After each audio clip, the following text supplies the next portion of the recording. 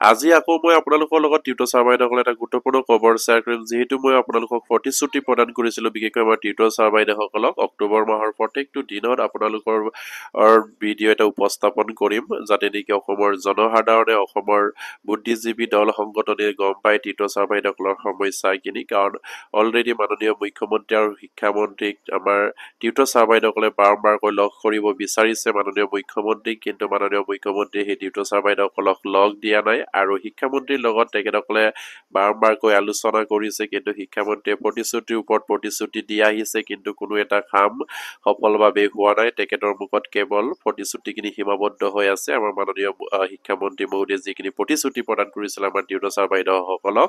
যিহেতু আপোনালোকে হয়তো স্কিমত প্ৰত্যক্ষ কৰিছে আমাৰ টিউটৰ ছাৰ বাইদেউসকলক যোৱা 15 ছেপ্টেম্বৰ তাৰিখে আপোনাৰ ধেমাজি জিলাৰ সকলো টিউটৰ ছাৰ বাইদেউসকলে একগোট হৈ তেখেতৰ নিজৰ গড়ত মাননীয় শিক্ষামন্ত্ৰীক লগ কৰিছিলে আৰু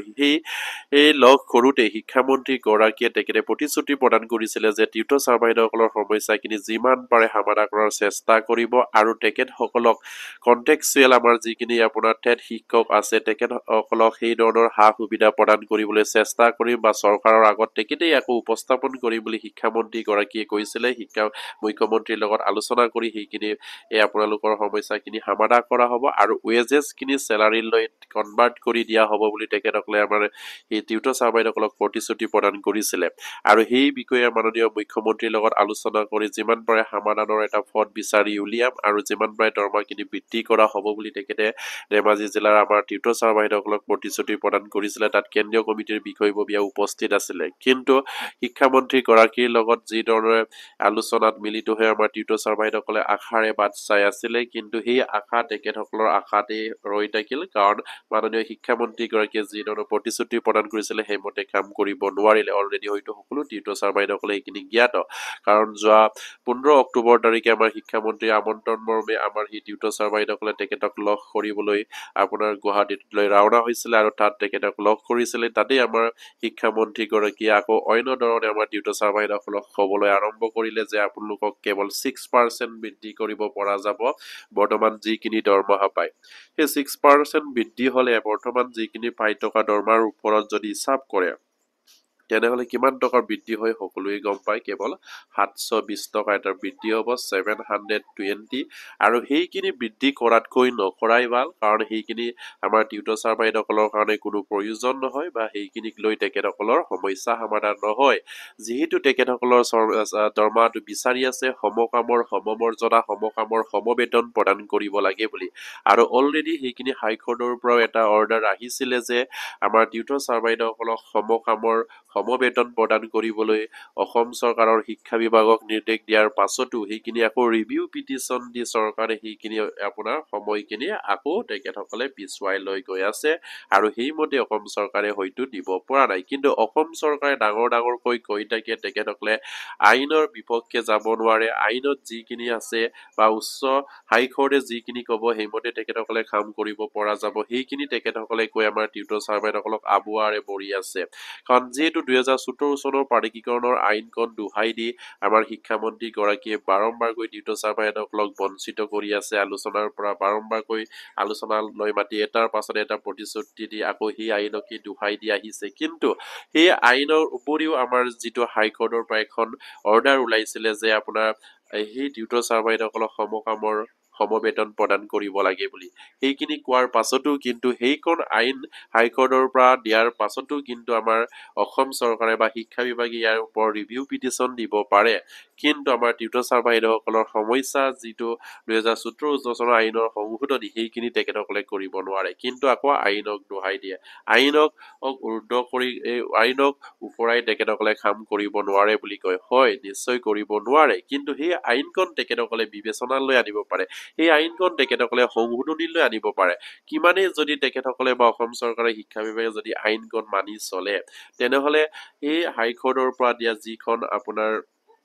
অৰ্ডাৰ সমকামৰ সমবেতন সেইখন তেখেতসকলে কিয় মানি নললে বা সেইমতে কিয় দিব নোৱাৰিলে বা তেখেতসকলে সেইমতে নিদি তেখেতসকলে কিয় আকৌ ৰিভিউ পিটিশ্যন দিবলগীয়া হ'ল সেইখিনি নিদিয়াকৈ তেখেতসকলে সেই টিউটৰ ছাৰ-বাইদেউসকলৰ উদ্ধাৰৰ হকে বিবেচনা কৰিব লাগিছিলে কিন্তু সেয়া নকৰিলে আৰু সেয়া খুব এটা দুৰ্ভাগ্যবশত আমাৰ টিউটৰ ছাৰ-বাইদেউসকলৰ কাৰণে আৰু ক'ব গ'লে সেইখন চৰকাৰে এছাম আমাৰ কৰ্মচাৰীক তেখেতসকলে উদ্ধাৰ কৰি গৈ আছে কিন্তু এছাম কৰ্মচাৰীক মৃত্যু মুখলৈ ঠেলি দি আহিছে আৰু সেয়া হয়তো আমি ক'ব লাগিব সেইখন চৰকাৰে প্ৰতিশ্ৰুতি ৰক্ষা কৰিব নোৱাৰে হয়তো আমাৰ মাননীয় মুখ্যমন্ত্ৰীয়ে বাৰম্বাৰকৈ ফুলজাৰি মাৰি ক'ব পাৰে যে আমি প্ৰত্যেকটো প্ৰতিশ্ৰুতিয়ে ৰক্ষা কৰিছো প্ৰত্যেকটো বিষয়ৰ সমস্যা আমি সমাধান কৰিছো কিন্তু তেখেতে শিক্ষা বিভাগৰ এই গুৰুত্বপূৰ্ণ এটা সমস্যা শিক্ষকৰ দৰে এটা পদবীত থকা শিক্ষক কৰ্মচাৰীসকলক অৱনমিত কৰি টিউটৰ সজাই তেখেতসকলক দৰমহা দিব নোৱাৰি সামান্য এটা পাৰিটোকি প্ৰদান কৰিবলৈ সিদ্ধান্ত ললে সেয়া কেৱল অসম চৰকাৰৰ মাননীয় মুখ্যমন্ত্ৰী তেতিয়াৰ শিক্ষামন্ত্ৰী হৈ থাকোঁতে তেখেতৰ এইটো ৰণকৌশল বুলি আমি ক'বলৈ বাধ্য হৈছো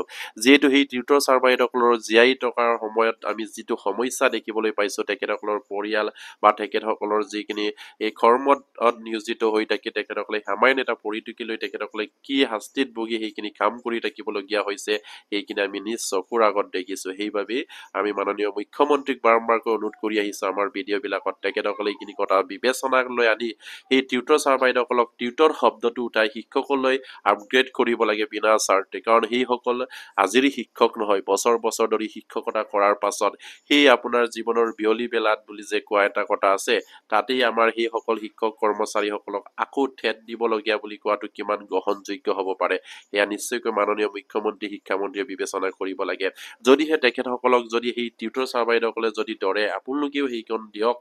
সেইখন ঠেট দি চাওক সেইটো বয়সত তেতিয়াহ'লে কি হ'ব পাৰে তেখেতসকলেতো নিশ্চয়কৈ সেইখিনি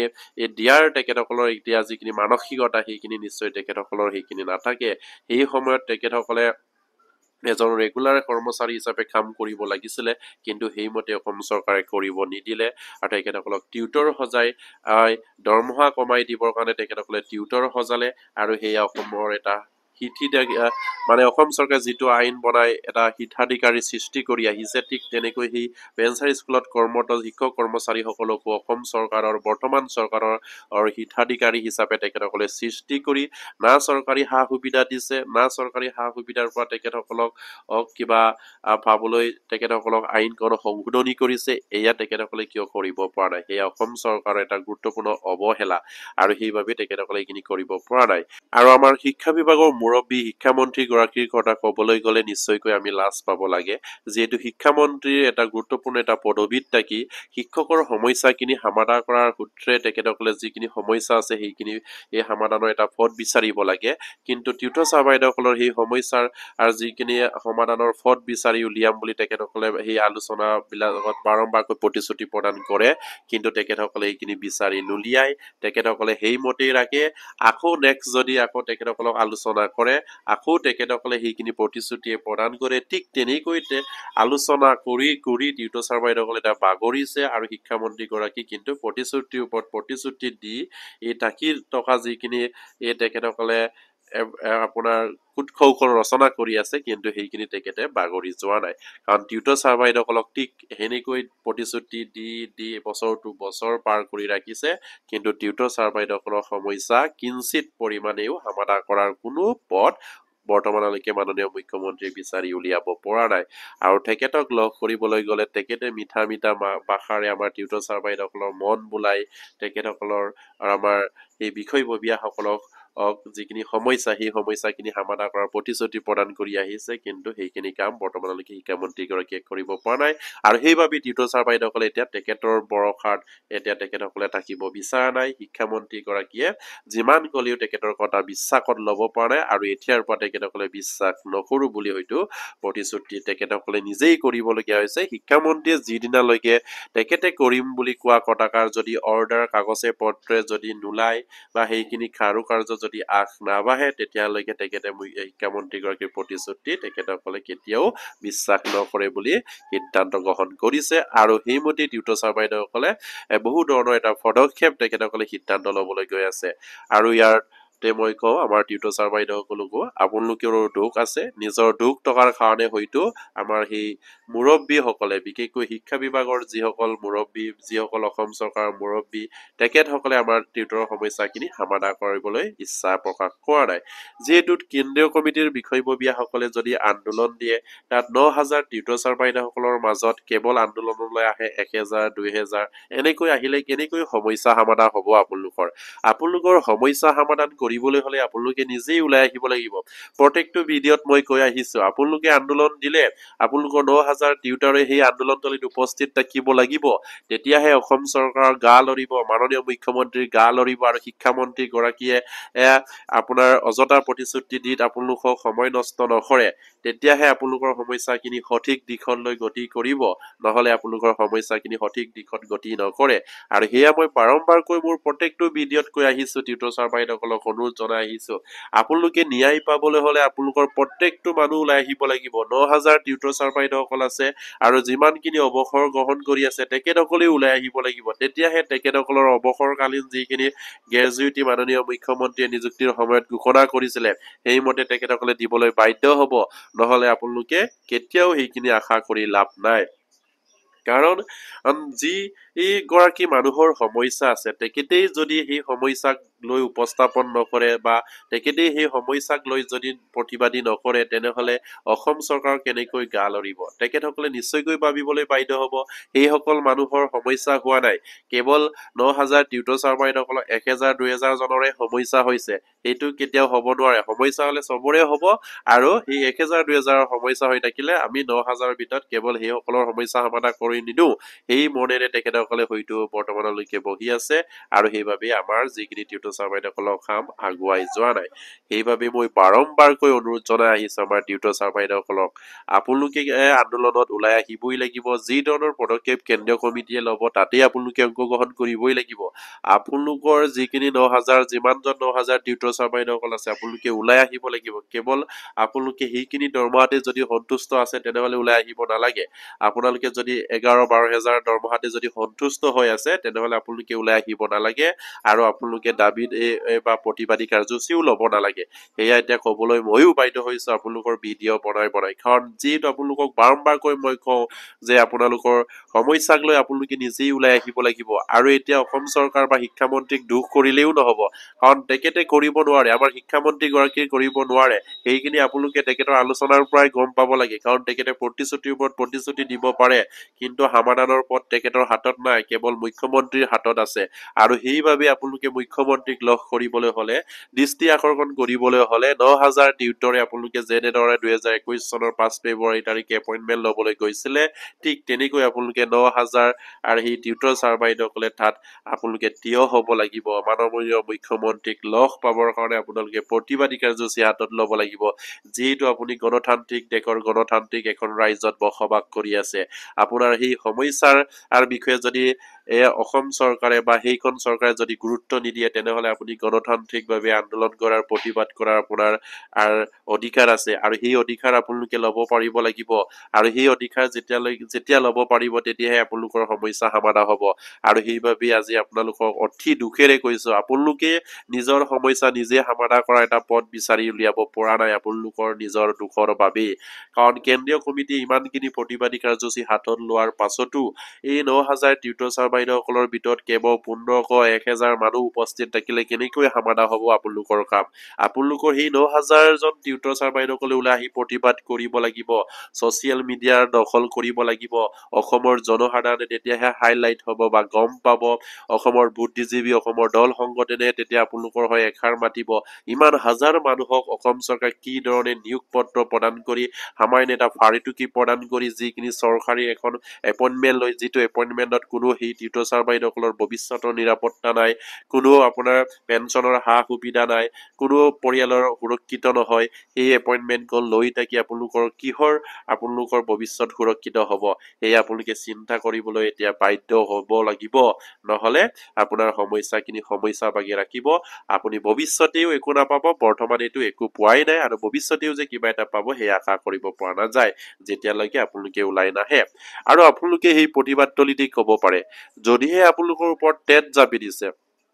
তেনেহলে অসম চৰকাৰে সেই নিযুক্তিৰ সময়ৰ পৰা অসম চৰকাৰে কি অসম টেট বাতিল কৰিলে আৰু কি যুক্তিত আপুনি চেন্ট্ৰেল টেট দিব আপুনিতো হিন্দী বা ইংলিছ মিডিয়ামৰ ছাত্ৰ নহয় আপুনি আছামিজ মিডিয়ামৰ ছাত্ৰ আপুনি অসম ৰাজ্যৰ ভিতৰতে আপুনি এই শিক্ষা দীক্ষা গ্ৰহণ কৰিছে আছামিজ মিডিয়ামৰ এখন বিদ্যালয়ত পঢ়ি আৰু সেই বিদ্যালয়ত পঢ়ি আপুনি ইংলিছ মিডিয়ামৰ বা আপোনাৰ হিন্দী মিডিয়ামৰ আপুনি চি টেট দিবলৈ কিয় যাব আপুনি চি টেট কিয় দিব আপোনাৰ কাৰণ বয়সে সেইখিনি লগ নধৰে যিখিনি আপুনি চি টেট দিব পৰা যিখিনি বয়স সেইখিনি কভাৰ নকৰে কাৰণ সেইবাবে আপোনালোকে প্ৰতিবাদ কৰিব লাগিব যদিহে আপোনালোকক টেট লাগে তেনেহলে অসম চৰকাৰে অসম টেট কিয় পতা নাই কাৰণ আপোনালোকে আছামিজ মিডিয়ামৰ মানুহ আছামিজ মিডিয়ামৰ টেট দিব লাগিব যদি আপুনি আছামিজ মিডিয়ামত পঢ়ি যদি ইংলিছ মিডিয়াম হিন্দী মিডিয়ামত যদি টেট দিবলৈ যায় তেনেহলে আপোনাৰ টেট কেনেকৈ আপুনি ভাল কৰিব পাৰিব এই আপুনি এটাটো চিন্তাৰ বিষয় কাৰণ আপোনালোকক শিক্ষামন্ত্ৰীগৰাকীয়ে লগ কৰিলে গৈ আপোনালোকে কিয় চি টেট নিদিয়ে আপোনালোকে তাত আকৌ উভতি ধৰিব নোৱাৰে চি টেট কিয় দিব আপোনালোকে কাৰণ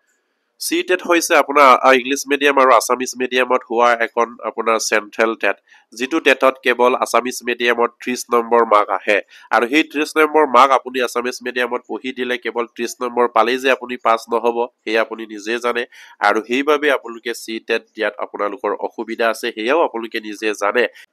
জনাৰ পাছতো আপোনালোকে কিন্তু প্ৰতিবাদ কৰা নাই এয়াও এটা ডাঙৰ সমস্যা আপোনালোকৰ কাৰণে যদিহে টেট যদিহে মেণ্ডেটৰী আইন মতে তেনেহলে অসম চৰকাৰ 2021 চনৰ 5 ফেব্ৰুৱাৰী তাৰিখৰ নিযুক্তি সময়ৰ পৰা আজিলৈকে কিয় তেখেতসকলে সেই টিউটৰ ছাৰ বাইদেউসকলৰ কাৰণে এডভাৰটাইজ নোলোৱা হ'ল বা তেখেতসকলৰ কাৰণে এপ্লাই কৰাৰ কিয় সুবিধা প্ৰদান নকৰিলে কিয় অসম চৰকাৰ টেট বন্ধ কৰিলে অসম চৰকাৰৰ টেট সেয়া আপোনালোকে অসম চৰকাৰক প্ৰশ্ন কৰিব লাগে শিক্ষামন্ত্ৰীগৰাকী কিন্তু শিক্ষামন্ত্ৰীগৰাকীয়ে তাৰ উত্তৰত নিশ্চয় ক'ব ভাৰত চৰকাৰে চি টেট পাতি আছে বছৰেকত দুবাৰকৈ হৈ তাত আপোনালোকে কিয়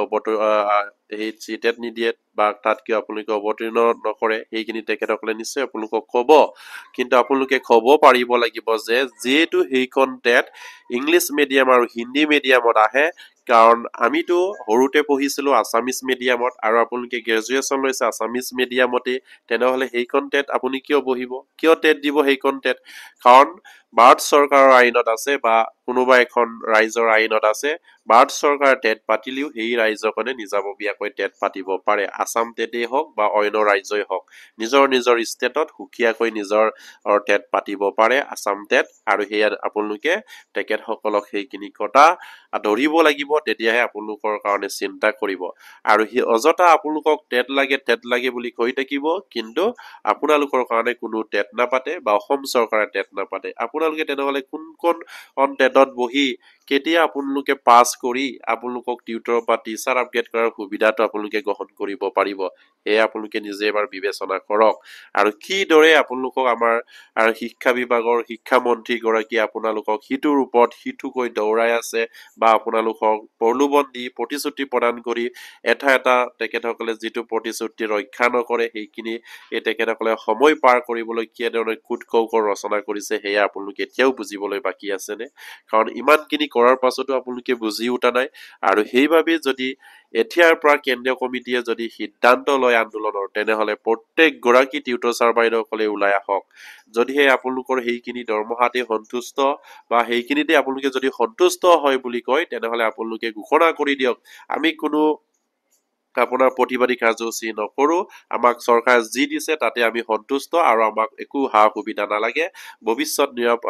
যিখিনি নিৰাপত্তা পাব লাগে চৰকাৰীভাৱে সেইখিনি নালাগে আৰু যি দিছে আমি ইয়াতে সন্তুষ্ট বুলি আপোনালোকে ছচিয়েল মিডিয়াত ঘোষণা কৰক সংবাদ মেল পাতি এইখিনি ঘোষণা কৰক অযথা এনে কিছুমান টিউটৰ ছাৰ বাইদেউসকলক আন্দোলন কৰিব দি আপোনালোকে যে ঘৰত বহি এই আন্দোলন প্ৰতিবাদীকাৰীসকলৰ পৰা সা সুবিধা কৰি আনিলে আপোনালোকে খাম বুলি আশা কৰি থাকিলে কেতিয়াও খাবলৈ নেপাব এই আপোনালোকে মনত ৰাখিব আজি অতি দুখেৰে আপোনালোকৰ এই ভিডিঅ'টো বনাইছো আৰু আপোনালোকক অনুৰোধ কৰিছো কাৰণ আপোনালোকৰ সমস্যাখিনি চাই মই কাৰণ থাকিব পৰা নাই যিটো সমস্যাত আপোনালোকে পৰি আছে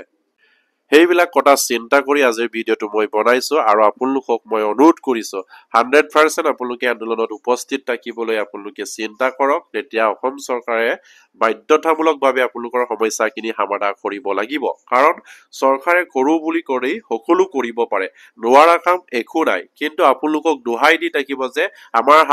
হাত ভৰি বন্ধা আমি একো কৰিব নোৱাৰো কিন্তু চৰকাৰৰ তাতেই হুৰুৱা আছে যদি কৰো বুলি কয় চৰকাৰে কৰিব পাৰে গণতান্ত্ৰিক ৰাইজৰ গণতান্ত্ৰিক দেশৰ এখন আইন বনাই সেই গণতান্ত্ৰিক দেশৰ সেই ৰাইজৰ জনসাধাৰণৰ সুবিধাৰ্থে আইন বনায় আৰু সেই আইনখন যদি সেই জনসাধাৰণৰ কাৰণে কোনো সুবিধা নহয় তেনেহ'লে সেই আইনখন বাতিল কৰি পুনৰ আইন বনাই সেই সুবিধাজনক আইন প্ৰদান কৰিব লাগিব সেইখন দেশ সেই গণতান্ত্ৰিক দেশ সেইখন দেশ সেই